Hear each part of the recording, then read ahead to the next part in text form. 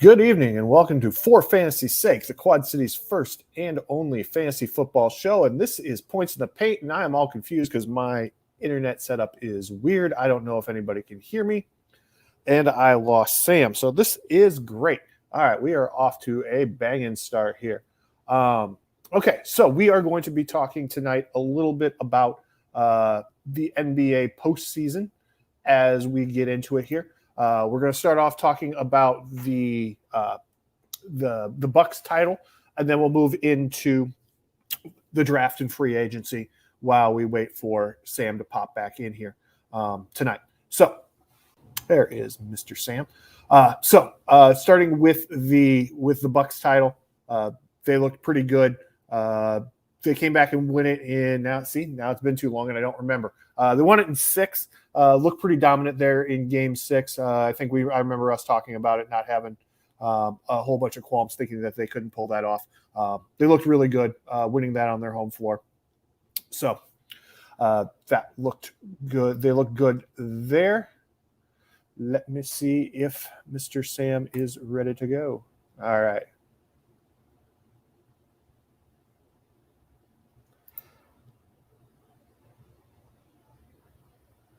Okay.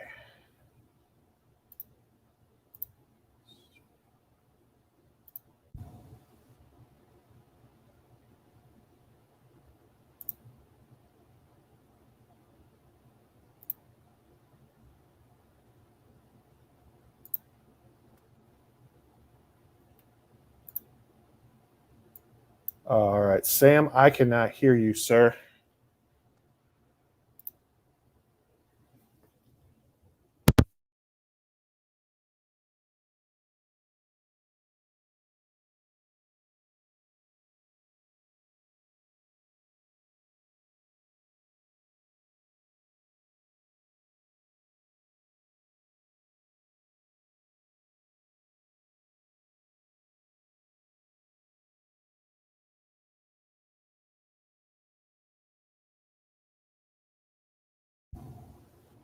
All right, let's try that with myself being unmuted and see if that makes any kind of difference. Okay. So let's see if we can jump Sam back in here again. Can you hear me? Yes, sir.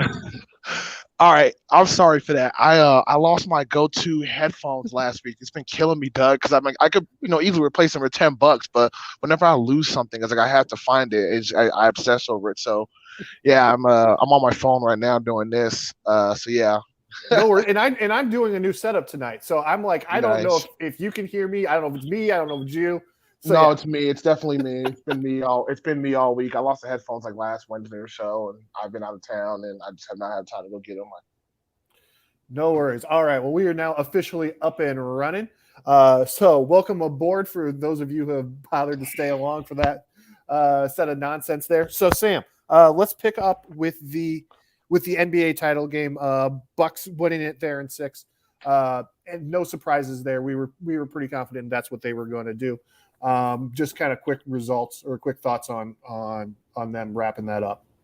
The Bucks were just a better team. I can't remember what game that was. I think it was after Game 4 or something when it was tied up, and I said that the Bucks were just, or when it was 2-1, the Bucks were just a better team. They had more depth, and so as the series wore on, you started to see that depth and just their dominance, especially on the defensive end, kind of take over and stuff like that. And then Giannis obviously playing off the ball more, just made it that much more difficult to guard Milwaukee. So I'm not surprised they won in the 6. I think I called that after Game 4. I wanted to say no, I think I called it 7, but yeah, anyway, it doesn't matter. But yeah, not surprised at all. Obviously, kudos to Milwaukee.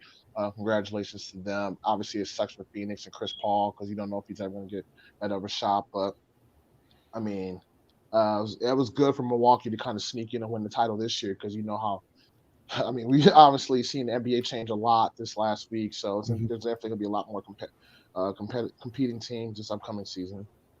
Absolutely, yeah. Lots of changes coming up. So let's get right into the meat of that. We'll kind of go chronologically here. Yeah. So I believe it was last week we had the NBA draft.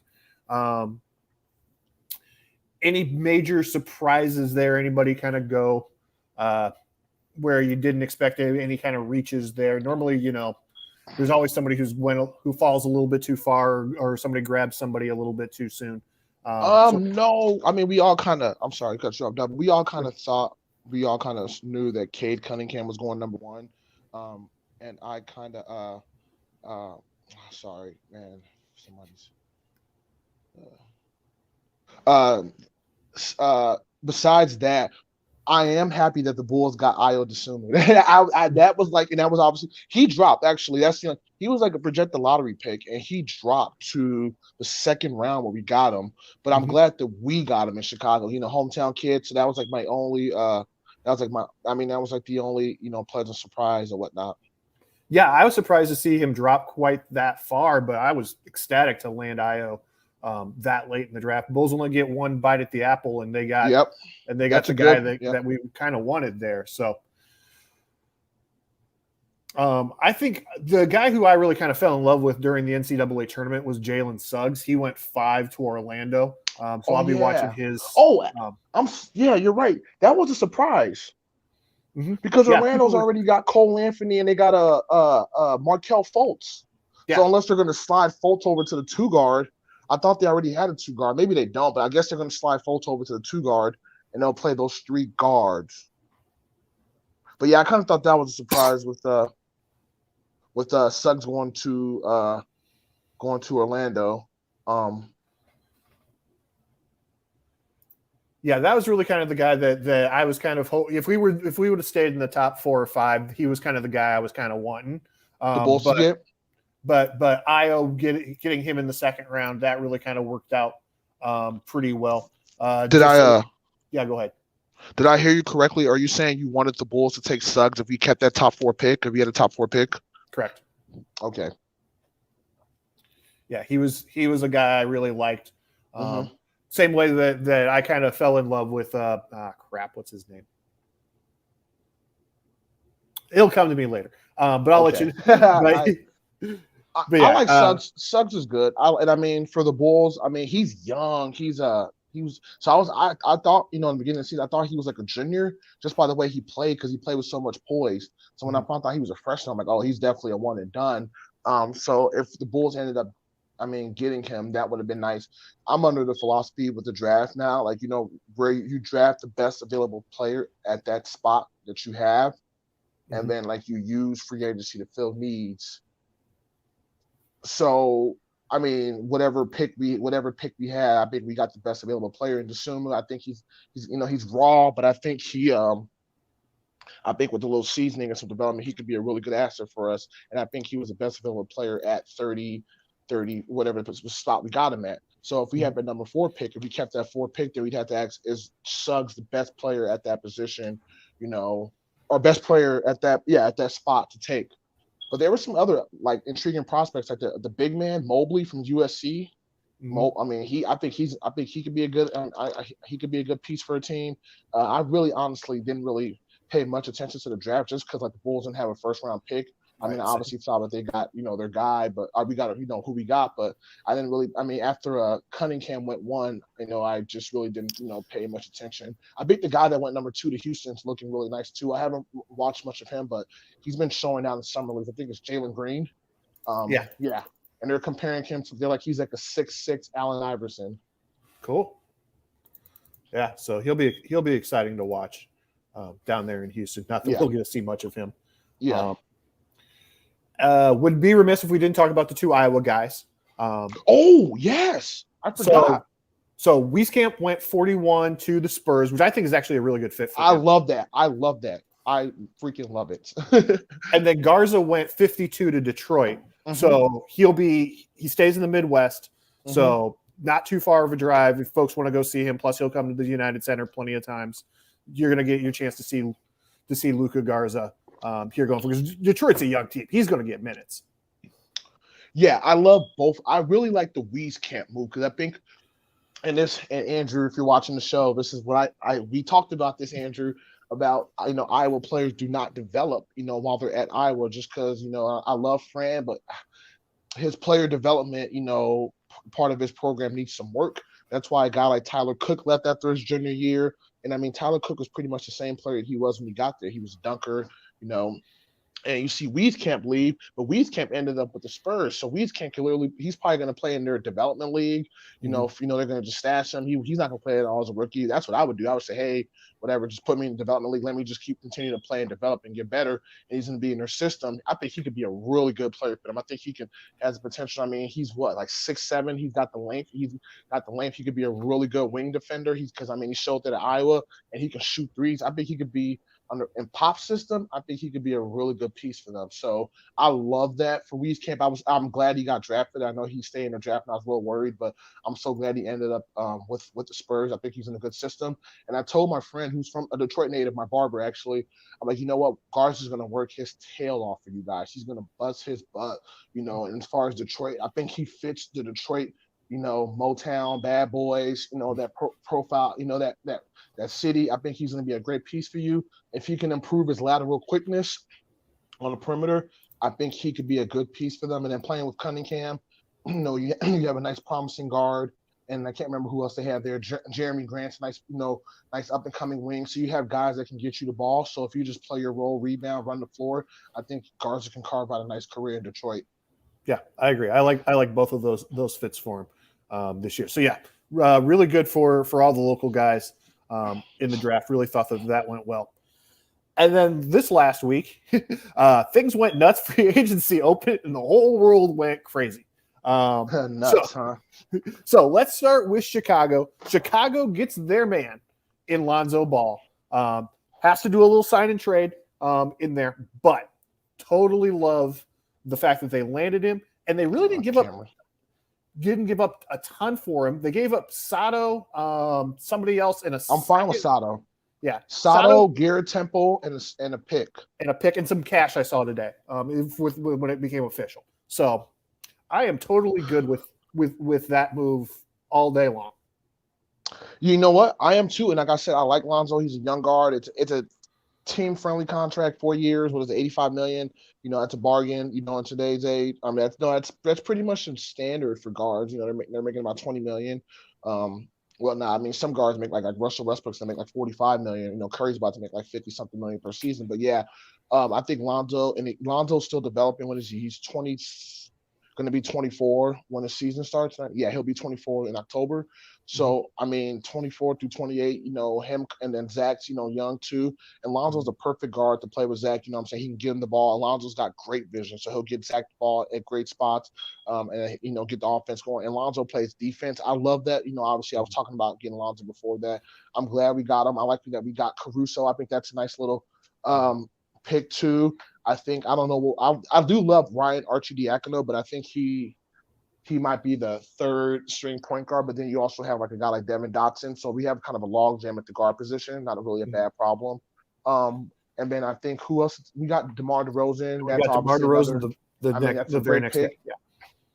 We gave up some draft picks, and we didn't give up anybody major. And then we still have Lauri Markkanen. So the beautiful thing about that is we can match whatever contract, because he's restricted. We can match whatever contract another team signs him to, and then we could trade him, or we could sign and trade him. And it's pretty obvious. I'm not sure if you've been following it, that Lauri, he's on his way out of Chicago. He went on another radio station and said he needs a fresh start, which is fine. He's been kind of injured in Chicago. I get it. So I'm hoping we could use him to get some maybe additional draft capital in the future, some draft picks, maybe and some players. But I love what Chicago's doing. I love what the front office is being aggressive. Gar Paxton, they were never this aggressive. They never gave up picks. But AK, he's been good at freaking just bringing in some good players. Dude, DeRozan's young too. DeRozan's 31. We had him for 3 years. He gets off at 34. I'm saying? That's his deal. It's a 3-year contract. That all the contracts we signed are all, cap friendly, and the players can be moved at any time. Right. Yeah. No, I've loved everything that they've done. I did see on like the Bull subreddit that people were a little concerned that we're a little guard heavy, and you've only got Vooch really down low. But we've got enough surplus of guards that we can move somebody. Like you said, Lowry's looking to get out in either a sign and trade or whatever. So you can ship him to wherever he needs to go if you need another piece. So you have some options there. And basketball is a guards game nowadays anyway. So if you're heavy at one position, the guard spot is where you want to be heavy at, in my opinion. And it's not like we can fill the forward positions. You can get a guy like Kenneth Faried. There's forwards out there, guys who you could sign who will come in and play and do their role, who will rebound for you. You could find guys, there's guys Right. out there, so I'm not worried about that. Just like I said, we'll use free agency to fill those needs. But the guards we have, Kobe, Lonzo, Caruso, DeRozan, these guys are good players. And like you said, if it's a guard sport, we have some good, wing players. Patrick Williams is a nice young up-and-coming player. Kobe White, he takes that next step as well next year, in his third year. I mean, so, yeah, we could fill those four positions. I can't think of any guy off the top of my head now, but, I mean, there's guys floating. I mean, like I just read about Michael Beasley and Kenneth Faried playing the Summer League. Michael Beasley's like 32. Like he was drafted in 2007. Like I wouldn't say bring him in because he's like doesn't fit our system, but like you could bring in a guy like Kenneth Faried, just have him come in there, rebound, run the floor, and he's a forward. You could bring in guys on perimeter or 6'8", 6'9" guys. Maybe Montrezl Harrell gets bought out by Washington or he gets moved by Washington, and we can get a guy like that. Some down low guys. You can sign veteran big men too. I mean, there's guys out there. That's where the good GMs come in handy. Absolutely, yeah. And I was watching part of that summer league game today, and they were talking about how Pat Williams had really kind of been working this off season on being the guy with the ball in his hands. So they really wanted him to kind of lead that show. He really kind of looked a little bit like Scotty out there today. They wanted to play that kind of that point forward role and kind of lead the guys while he was out there and work on that offensive pick and pop game. And they had a package in the second half where they showed him doing kind of all the things that you want him to kind of work on. So it was nice to see that. It's good to see him working in the summer league too, just because he was the youngest player in his draft class, and he did come off the bench at Florida State. Now he got a lot of minutes, but he was still you wanted to be out there kind of showing some of that leadership to a lot of those young guys. And I think this is going to be actually good for him to be the man somewhere in summer league, so that he doesn't have those. I don't want to call them lack of confidence when he played last season, but you could clearly tell that he was deferring to Zach and to Vooch and to other guys. And so this being his chance to be the man, I think will help his growth going into next year.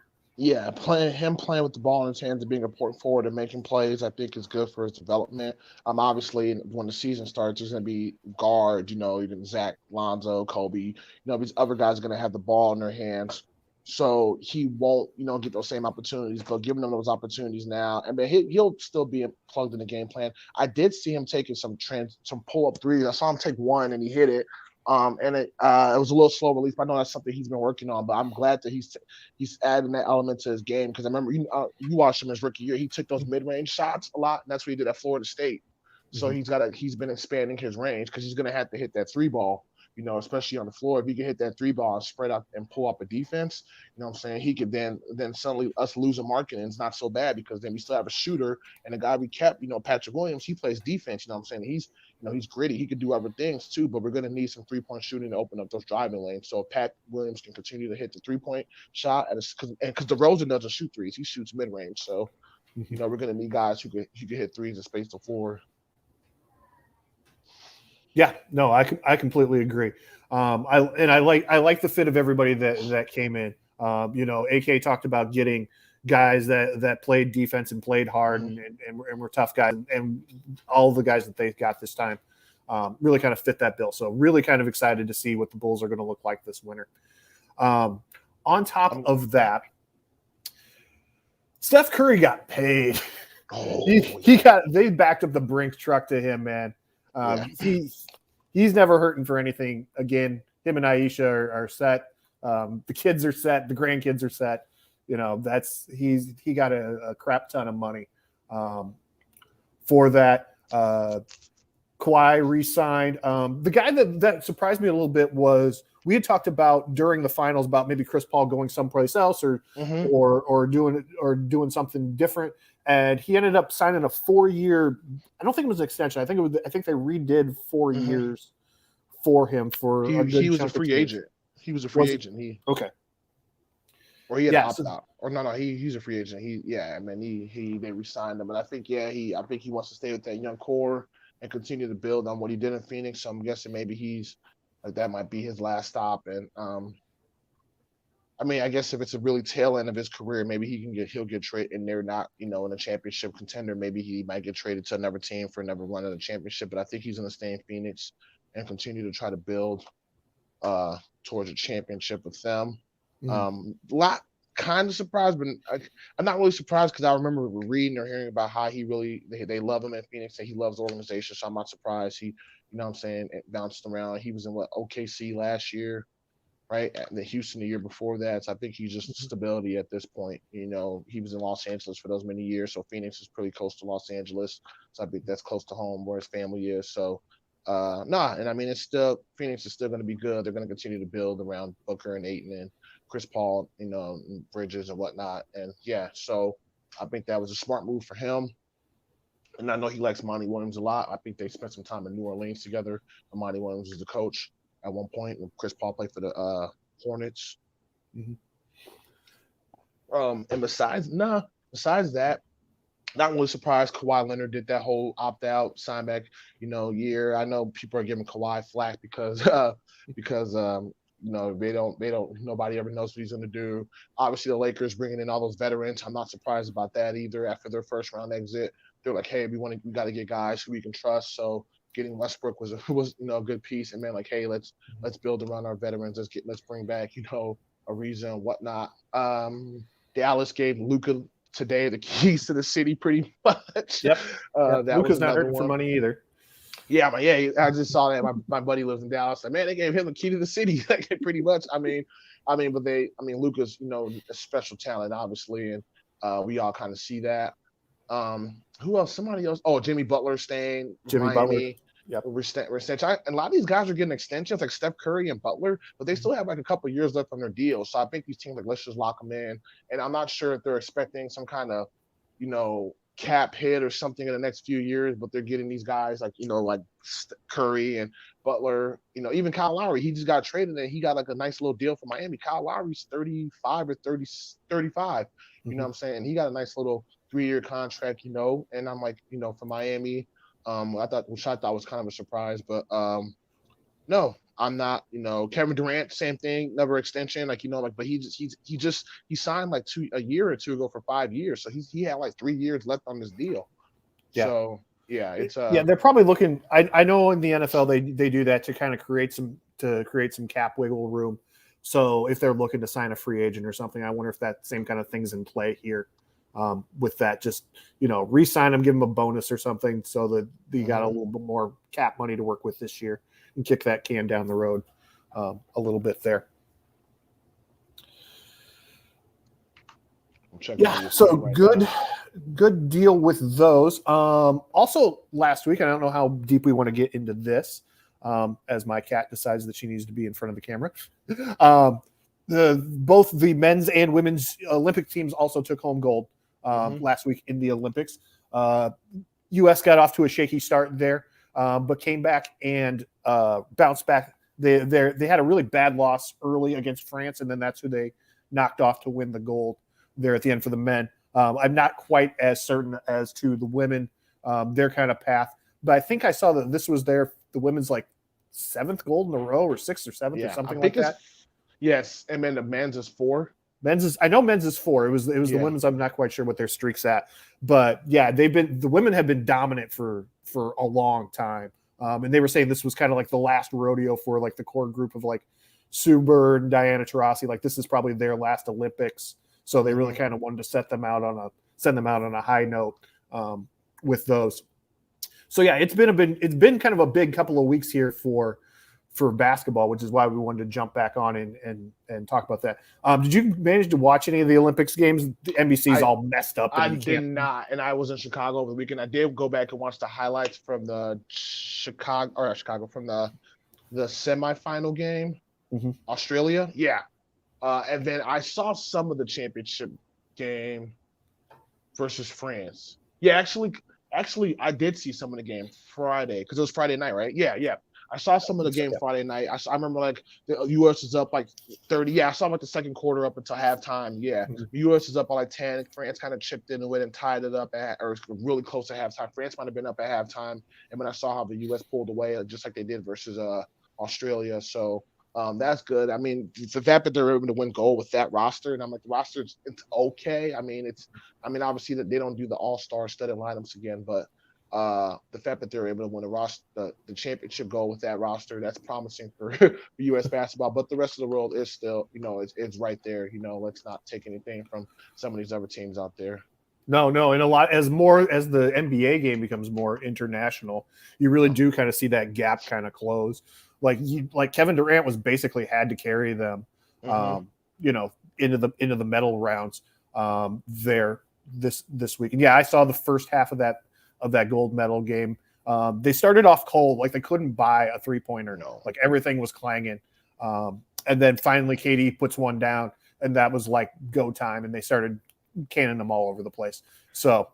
I don't like the offense that they run. I think they need to do more ball movement and more. I think it's like the guys and I mean some of these guys are obviously used to being the alpha, but I don't like their and I mean that's Popovich's system. I think they can I mean because Olympic basketball is differently. I think moving the ball more. You have the personnel for it with like the guys like Draymond and Bam Adebayo. You have the guys who can switch. But yeah, we won. So I mean. Something must be working, right?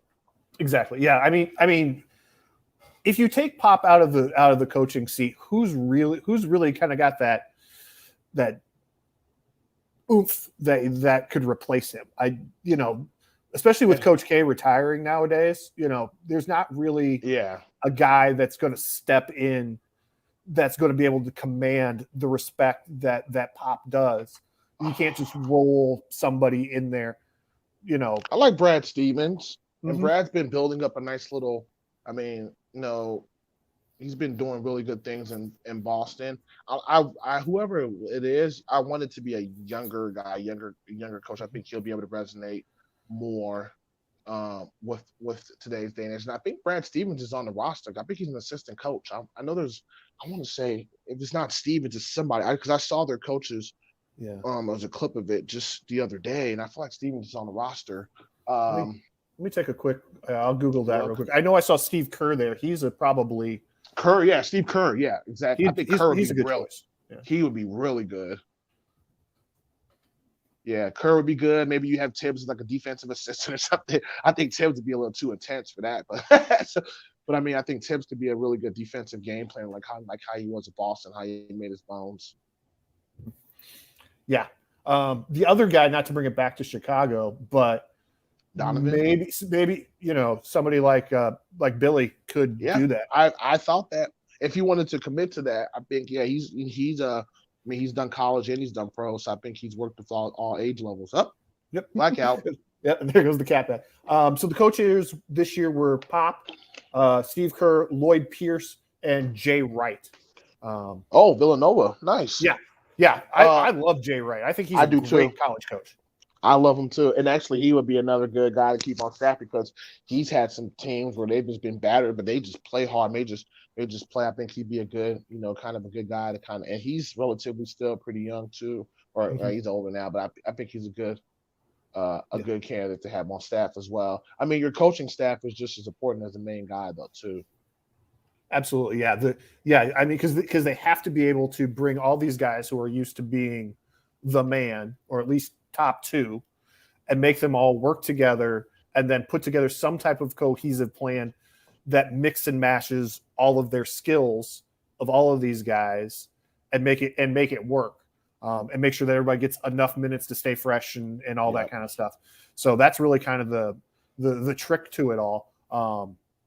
And so, it's not an easy task. This may have been Pop's last rodeo. He might have one more in 2024, 25, whatever it's going to be. But I don't see him coaching the Olympics much past that. No. Funny that you're saying that too. There's a video of him on Facebook right now doing defensive slides in the hotel lobby with the I'm like, Pop, what are you doing? He's masked on and everything. I mean, he's obviously an older guy, but he still has that young spirit. But yeah, I think he yeah. Yeah. No, Pop's been amazing. You couldn't have had somebody better than No. that for leading the last decade of teams up there. Yeah, cool. So that's basically everything that's got us covered up until this point. Sam, is there anything else that you want No, to I mean discuss? I'm gonna just try to I'm gonna try to tap in more to summer league and kind of follow along. I'm probably gonna watch some highlights of the Bulls summer league game. I know they played the Pelicans and that was on the other day, and just kind of watching what's out there. I want to see some of the young talent out there. I want to see Detroit and Cunningham. I do like Cunningham. I like my big point guards, my 6'6", my the Magic Johnson guys. You know what I'm saying. So it'll be interesting to see how Cunningham develops. Yeah, they were while I was watching the game today because it was on ESPN2. They were touting it that I think Thursday night is supposed to be the game between the number 1 and the number 2 pick. So Cunningham and Green. So that might be worth your time checking out. I'm going back to Chicago Thursday, but hopefully I can get back in town. Yeah. DVR it if you got one of those. If not, I don't even have cable, to be honest with you. I stopped watching cable like 8 years ago. I really just watch sports and like movies. If anything, I can go watch the highlights from that because the guy from Houston I think I like a lot, Jalen Green. I think he's kind of a special player too. He's got that that it factor. Yep. Cool. All righty, folks. So that will do it for us this week. We're going to be on a little bit of hiatus while basketball season kind of charges up. Once things start kicking back up again, we will come back in the fall/winter when the season kicks in, and we will be ready to go for then. So until then, that is Sam. Damn it. That is Sam. I am Doug, and we will see you guys next time. That's Doug. All right. That's Doug. Yeah. Take care. See ya. Bye-bye.